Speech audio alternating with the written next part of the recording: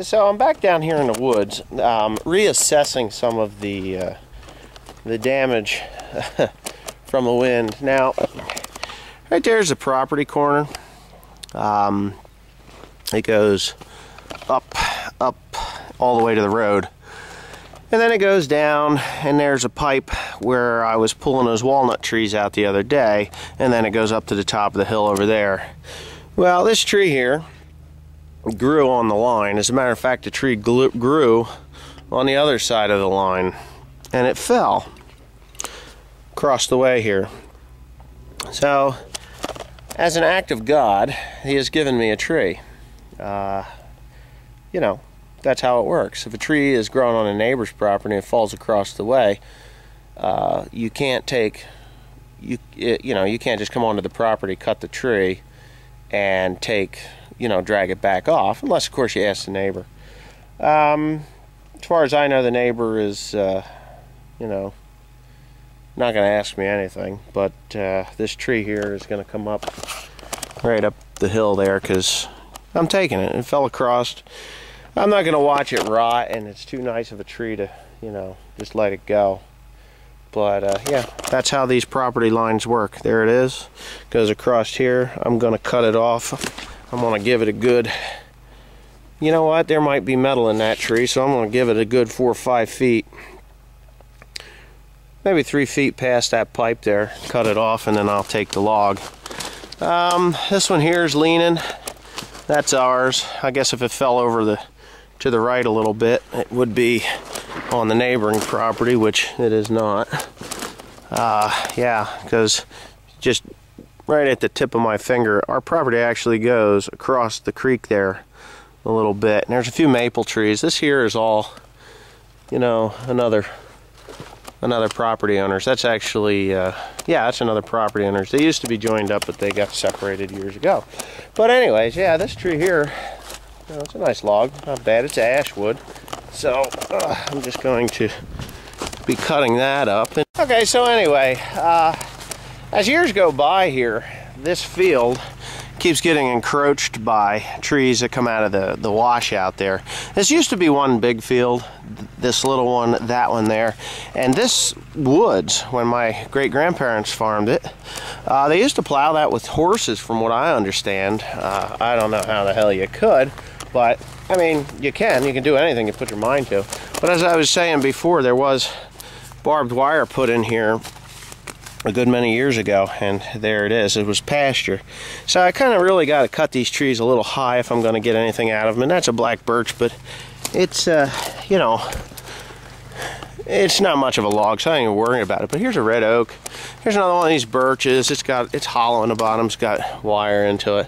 But what I think I'm going to do is actually come in and clear out these trees here, push this back, and over time, if I spray it with, say, Roundup or something, then I can get this killed back and extend the field.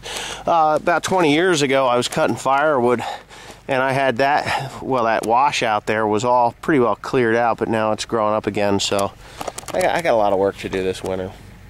Yeah, and back, okay, so I've driven my Jeep down to where we've already cut some of these trees out of here. Now, it's really kind of crappy down here. As you can see, I've still got some hangers and stuff up there that's got to come out over there. I'll walk up there before I'm done here. But I wanted to come down here because I haven't gotten down this far. I was so disgusted when I walked down here before that I never even looked to see what it looked like on down below here. But as I can see, it's just more of the same. Now, the quality of this tree is pretty... That looks like a lightning strike there.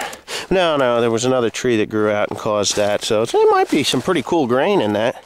But I just cut her off there, and I'll get 10 feet or so out of that.